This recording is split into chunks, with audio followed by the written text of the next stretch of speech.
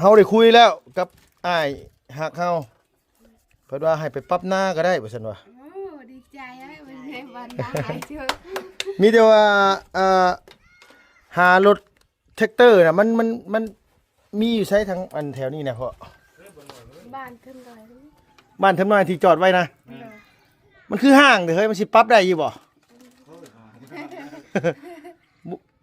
อันนั้นคันที่จอดไว้หั่นไหนเออ ทางใช่ไหม มันได้อยู่บ่คือ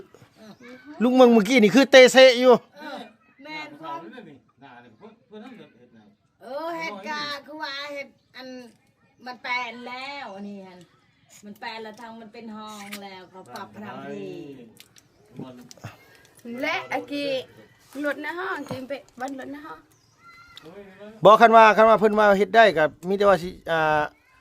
ออกไปถามเพิ่นแหละให้มาให้ไปเบิ่งหน้านำกันไปเบิ่งราคาเรื่องคุยเรื่องราคานะให้เพิ่นไปเฮ็ดเลยแหละเพราะว่ามันเฮ็ดตอนนี้น่ะมันก็สิง่ายดอกสบายแน่ มันก็สิบ่แพงปานใดนะว่าง่ายซะมันหาแต่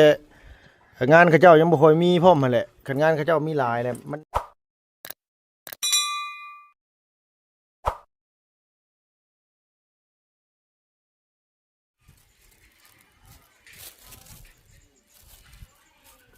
กับสบายดีและสวัสดีเด้อพ่อแม่พี่น้องเบิดสุขุสุคนเนาะพี่เนาะระหว่างในและก็ต่างประเทศเนาะพี่เนาะที่เข้ามารับมาชมช่องของลุงเฮิร์บชาแนลคือเก่าคือเดิมพี่น้องเปิดที่บ้านพ่อกันวันนี้ก็อยู่บ้านเทิมใหญ่เมืองพรานไซแขวงสอนเขตเนาะเวียนเข้ามาวันนี้ก็พอดีว่าเมื่อคืนลุงได้คุยกับอ้ายเพิ่นไปเป็นที่เรียบร้อยนะพี่เนาะพอดีว่าทางอ้ายเพิ่นก็เห็นดีนำเพิ่นซั่นว่ามีแต่ว่าให้เพิ่นจัดการโลดเพิ่นซั่นว่านะพี่เนาะก็งบเฮ็ดของน้ำของในก็บ่ได้เฮ็ดแล้วพี่น้องเอ้ยมีแต่ว่าสิเปลี่ยนไปปรับให้หน้าตากร้าให้ทางครอบครัวของอีหลาพรเฮามีแต่ว่าลุงสิออกไปเบิ่งให้หน้าตากร้าเพิ่นแล้วก็สินัดกันไปหารถแท็กเตอร์เราพี่น้องเนาะมาไปเบิ่งที่เพิ่งทางนำกันว่าเพิ่นสิเอาเท่าใดเพิ่นสิปรับให้หน้าตะกร้าเพิ่นเสียวจักล้านเสียวจักหมื่นนะพี่น้องว่าเฮาเฮ็ดซำใดกวงซำใดห้อมซำใดเอาจังใดเดี๋ยวปรึกษากันอีกเทื่อนึงเนาะพี่เนาะเอาก่อนอื่นก่อนใดลุงก็แสดงความเสียใจเนาะพี่น้องนำครอบครัวของลุงนวดบ่บุญวันป้าแล้วก็บ่าวเหย้าชาแนลเนาะพี่น้องที่เพิ่นได้สูญเสียทางอ้ายเพิ่นอุบัติเหตุคำแพงทับตายคาที่เลยเพิ่นเนาะโอ้ยเราเนาะก็คือสดๆร้อนๆเลยเมื่อวานนี่เพิ่นว่าเนาะทั้งบ่บุญวันป้าทั้งบ่าวเหย้ากะเดินทางข้ามไปทางฝั่งไทยไปหาทางพี่น้องเขาเจ้าแล้วก็ไปรับศพอ้ายเพิ่นมาพี่หรือว่าสิจัดงานสัพพนกิจอยู่ฝั่งไทยเลยหรือบ่จังใดก็ยังบ่ฮู้ปานใดเนาะพี่น้องเพราะว่าเพิ่นยังบ่ตัดสินใจไปซั่นว่าแต่ว่าลุงหนวดคือสิบ่ได้ไปหรอกว่าบัตรสปอร์ตบ่มีไปแต่เบาเหย้ากับบ่บุญวันป้าแหละเนาะว่าเพิ่นสิไปกับไผแน่ลุงก็ยังบ่ได้โทรถามเพิ่นซ้ำเพิ่นโทรบอกลุงอยู่มื้อเช้านี่ก็ได้เนาะพี่เนาะแสดงความเสียใจนำบ่บุญวันป้าเบาเหย้าแล้วก็ลุงหนวดนะพี่เนาะที่สูญเสียทั้งอ้ายผู้เป็นที่ฮักของครอบครัวเขาเจ้านะพี่เนาะไปมีแต่ว่าลุงกสีเข้าไปบอกไปแจ้งข่าวดีให้น้องกึกก่อนพี่น้องเอ้ยมีแต่ว่าสิให้เพิ่นไปหารถแท็กเตอร์แหละไปเบิ่งน้ำกันแต่ว่ามีแต่ว่าสิออกไปเบิ่งหน้าน้ำแน่มื้อนี้ก็ได้เนาะพี่เนาะสิออกไปพูดน้ำออกไปเบิ่งน้ำกันนะพี่เนาะ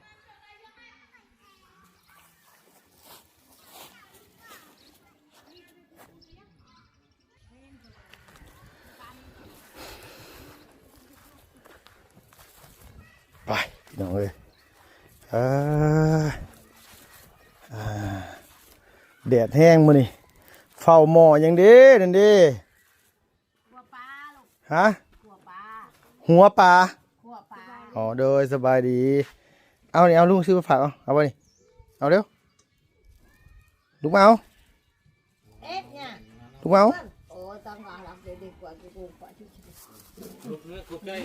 ยั่วขับใจทูยาไหมแม่ ลุกนะแม่ ทูยา เฮ้ยยินเปยๆเฮ้ยอ่าป้าอากาศพี่น้องไอ้ฮ้อนแท้วันนี้บ่เงือบ่กึอิหยังก็ ขัวปลา อ๋อลาบปลา แมน เออโดยเอาพอดีแหละมามื้อนี้ก็เฮาได้คุยแล้วกับอ้ายฮักเฮาเพิ่นว่าให้ไปปรับหน้าก็ได้ว่าซั่นว่า โอ้ดีใจอะวันนี้วันได้เจอ มีแต่ว่าหารถแท็กเตอร์น่ะมันมีอยู่ใช้ทั้งอันแถวนี้นะพ่อ บ้านขึ้นเลย บ้านเทิมน้อยที่จอดไว้นะมันคือห้างเด้อเฮ้ยมันสิปรับได้อยู่บ่ อันนั้นคันที่จอดไว้หั่นไหนเออ ทางอะไร มันได้อยู่บ่กึลุงเมืองเมื่อกี้นี่คือเตะเซะอยู่ แมนความ นั่นนี่น่าเนี่ยเพื่อนนั่นเด็ดนะ เห็ดกาคือว่าเห็ดอันมันแปลนแล้วอันนี้ฮันมันแปลนแล้วทางมันเป็นห้องแล้วเขาปรับทางที มัน และอากีรถในห้องทีมเป็ดบ้านรถในห้อง บอกคันว่าเพิ่นว่าเฮ็ดได้ก็มีแต่ว่าสิออกไปถามเพิ่นแหละให้มาให้ไปเบิ่งหน้านำกันไปเบิ่งราคาเรื่องคุยเรื่องราคานะให้เพิ่นไปเฮ็ดเลยแหละเพราะว่ามันเฮ็ดตอนนี้น่ะมันก็สิง่ายดอกสบายเด้ มันก็สิบ่แพงปานใดนะว่าง่ายซะมันหาแต่งานเขาเจ้ายังบ่ค่อยมีพร้อมหั่นแหละคันงานเขาเจ้ามีหลายแหละมันอยากราคามันค่อนข้างแพงนะงานบ่ค่อยมีสิเนี่ยมันบ่ย่านเนาะ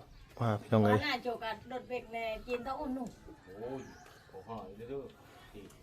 โอ้รถจีนนี่ที่ไปว่านี่บ่โอ้ยบ่เขาบ่นี่เขาบ่เฮ็ดเขาบ่เฮ็ดพวกจีนน่ะแล้วเฮาก็เบิกจ้างพร้อมมันคุยกันยาก แม่ คนลาวค่ะ จะมาชุกเลขเลยจะไปถึงเพื่อนให้ ฮะ จะมาชุกเลขจะไปถึงเพื่อนให้ มีตัวมันน้อยแล้วหลุดมันน้อยนี่ คันนี่เนาะมีแต่ว่าเฮาออกไปแล้วเฮาสิลองถามเบิ่งว่ารถเรายังเฮ็ดได้อยู่บ่แต่ว่าคันว่ามันบ่เพก็เฮ็ดได้มันสิเป็นหยังหั่นนะเขาย่านแต่มันเพหั่นแหละคันบ่เพก็บ่ย่านเนาะ รถมัวไหนต้นฐานบ่รถมัวไหน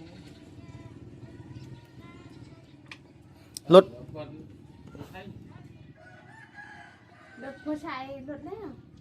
รถที่พ่อฟิวมันมาเรื่อยๆมันรถ เวท ตัว ให้ละเอียดแกให้ละเอียดผูกบ่ละเอียดกระทำไปได้ แม่นคันผู้เฮ็ดให้ละเอียดก็ละเอียดงาม งามเฮ็ดจุดดีบ้านก้อนว่าเห็นนาแม่ปล่อยเห็นบ่ ปกติครับทางเงินโดยเฉพาะนะผม คันรถชยะน่ะแม่นคันรถชยะพวกชยะนี่เขาเจ้าเฮ็ดอยากเฮ็ดดีอยู่ ปก ก็ ติ ดี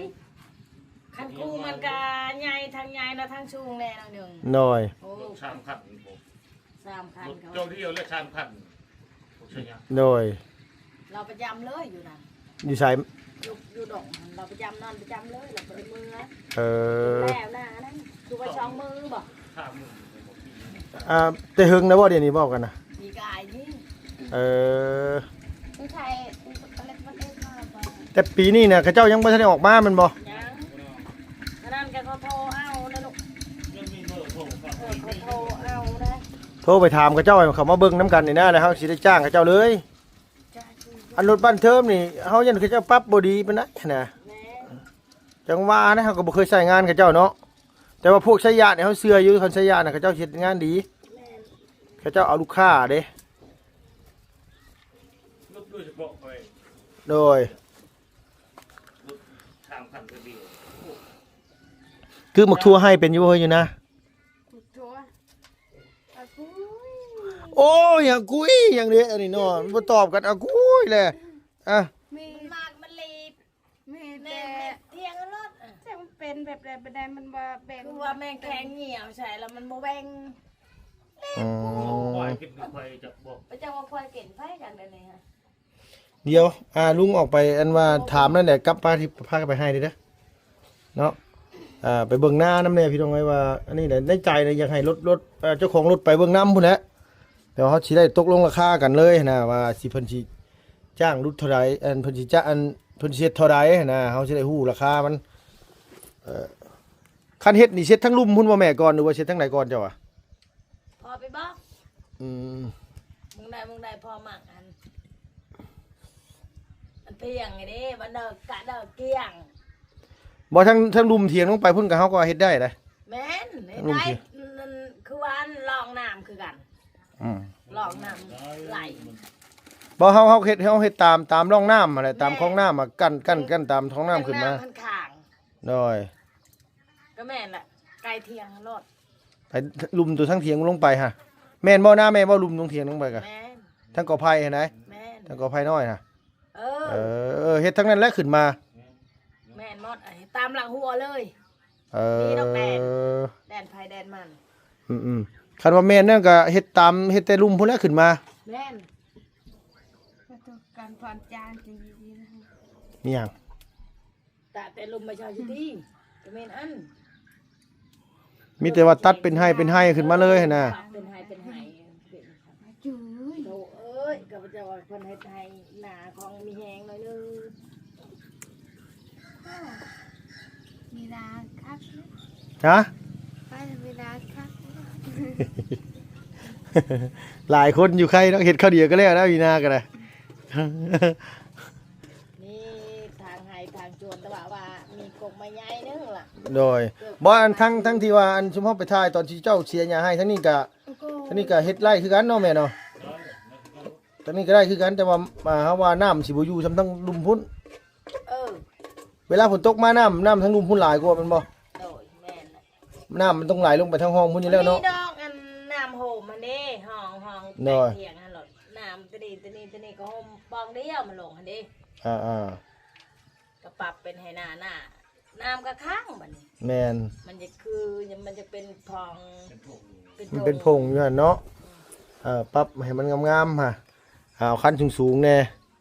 บ่ว่าเนาะเขาแม่ป่วยเป็นยังไดพอได้แหลมเนาะ พวกที่เนี่ยเขาขับอะไรได้ อืม บ่ใช่ยาเขาเจ้าเฮ็ดคักอีหลี ขับอะไร นู่นเขานู่นชู นู่นเลยก็ปักลง เขาปรับลงอันนั้นยังเขาเป็นเฉยอยู่พอได้เกี่ยว เออ ยังดี คำแปลว่าเฮาเฮ็ดเป็นให้ไปหั่นนะ แช่ตู้เย็นนะเอาเราไปจับแช่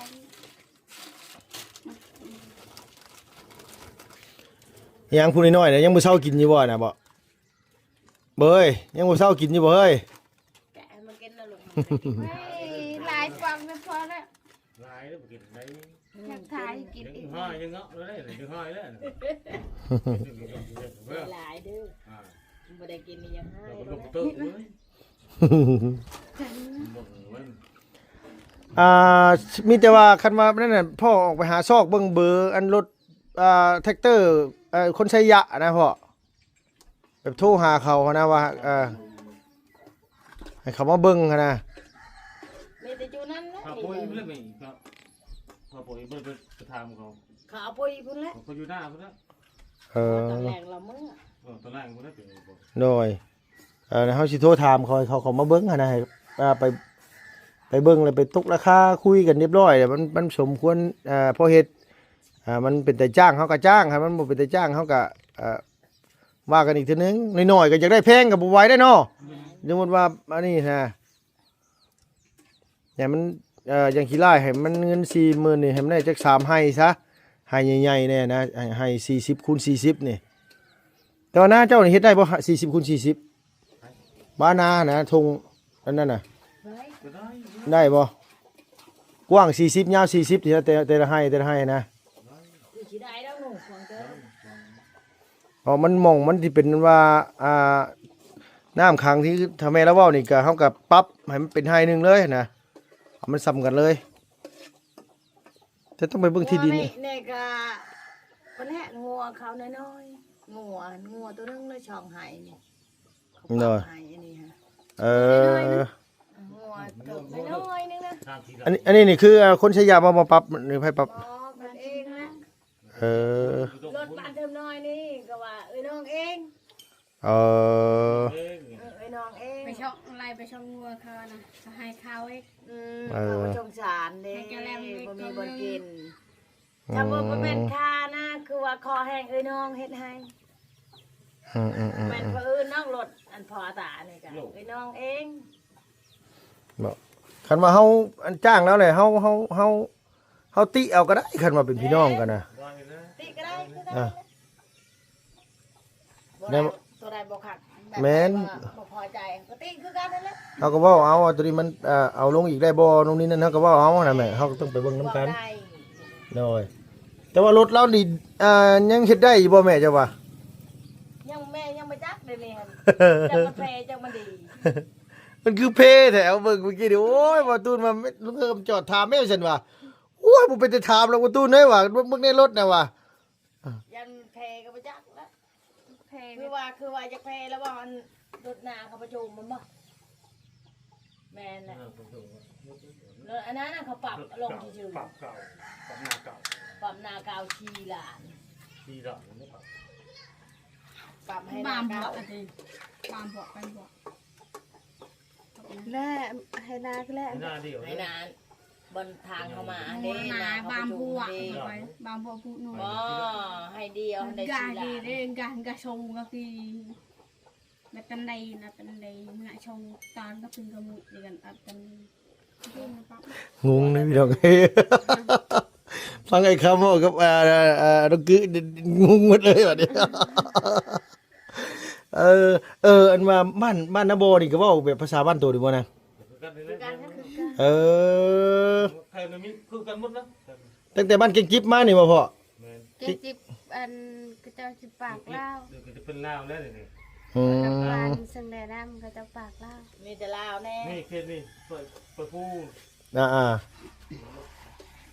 มีแต่ว่าแบบภาษาเดียวกันเลย อันนี้นี่มันเป็นเผ่าหยังแม่บ่ภาษาชื่อเจ้าเพิ่นเอิ้นว่าเผ่าหยัง หอยนะ บ่เผ่าหยังบ่ชื่อเจ้าเว้านี่นะแบบมันมีเผ่าตรีเผ่ามังกรเผ่าตะโอ้ยเผ่าหยังสินะ มากอง นี่มังกรบ่ นี่แหละวันนี้ตอบได้แล้วแม่บ่ฮู้เลยปิ้งเลยแม่บ่ฮู้เรื่องเลย โอ้ยคุณชายยินเดียวปันชาย เออตั้งแต่นี่ขึ้นไปทั้งนี้นี่แม่นเว้าภาษาเดียวกันเลยเนาะ แม่น เออเข้าไปทางอหยังวะทางบ้านอหยังวะนี่ไหมบ้านอหยังไง มาก็ได้ เข้าไปทางเลยพลานขึ้นไปแล้วเกี่ยวกูได้เกี่ยวพูดในห้องสัก ซึ่งแดโคกนะ สิแม่นแล้วมั้ง ซึ่งแดโคกแล้วก็ จัดชั้น บ้านจัดสรร ลายจัดสรรลายหน่วยก้อนเด็กจัดสรร โดย ลายบ้านลาย แม่น มาเจอ ลายหน่วยลายใหญ่ บ้านจัดสรรเนี่ยก็เขาเจ้าจัดให้เป็นบ้านคนบ่หรือว่าเนี่ยคือบ่มีคนอยู่ปานไหนเนาะบ้านเนาะ แม่น แต่เขาเจ้าตัดทางถนนหนทาง จะให้เขาย่อยขึ้นมาถึงเป็นพวกผักแช่เลยเขาให้ย่อยขึ้นถึง อ๋อ แต่เขาก็ไม่มาแล้วหน้าเขาอยู่ฟังนะก็จะมาอยู่พี่ โดย ผมไปทุกคนนะ ว่าไงว่าเขาเจ้าสิเฮ็ดเขื่อนได้บ่หรือว่านี่ใด แม่น เออ คือนั่นแหละตัวเก่ง เอาลุงเคยไปบ้าน7ชั้น โอ้ก็คือเนาะไปเท่าไรเทื่อแหละมื้อนั้นก็ไปแม่มันก็เก่งจกนี่ โดย เพชรหน่อยนึงกันหน่อยนึง มือลุงถ่ายคลิปอยู่ในเซฮัน อืม 7ชั้นฮะ บ่แม่น มันจะทัน จัดสรรอยู่พี่ได้นะอยู่ทั้งนี่พี่ได้ตัวบ่เคยไปบ่ค่ะมันเข้าไปทั้งบ้านบ้านนะน้องพ่อบ้านนาลายบ่ อยู่เรื่อยๆกัน บ้านหยังวะ ลายใหญ่ โดย พูดจะจัดชั้นจะแข่งอะไรก็น้อยๆเลย แล้วมันก็โค้งออกบ้านนาบ่คือเก่าเส้นนั้นน่ะและออกมาทั้งพี่ก็ได้บ้านก็ยิบพี่ก็ได้เข้าแก้มยิบออกพุ่นก็ได้ มันโค้งลัดกันไปซื่อ ไปแล้วไปทางลุงเพิ่น ไปแต่บ้านแกงจิบฮอดบ้านยังก็ บ้านเริ่มไปถึงได้รามบ้านโคนปะ เจ้าอายดอยเนี่ย บุคคลมันคือถึงได้รามก็ เป็นลูก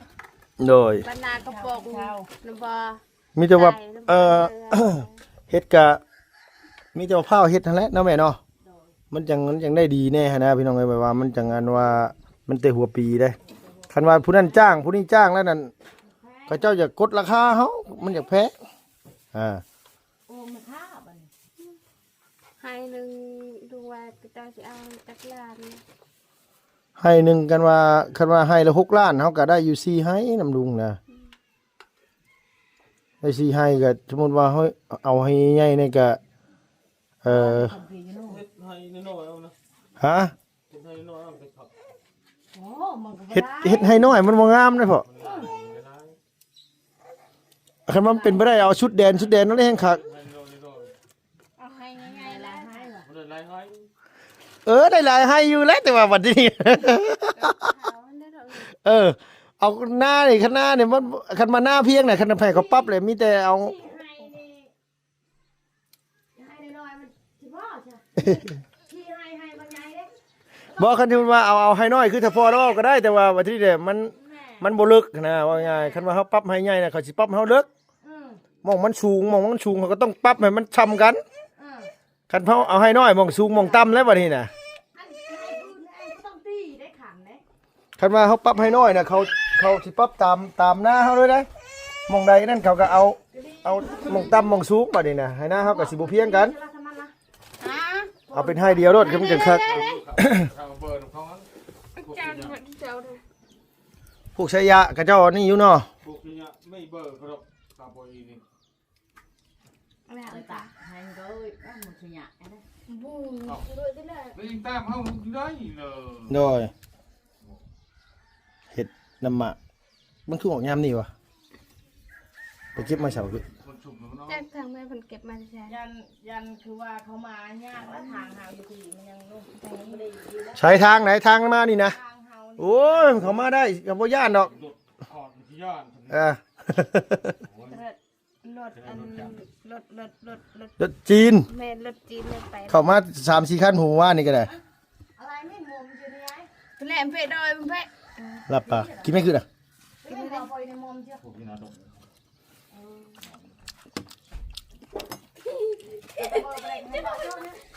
ก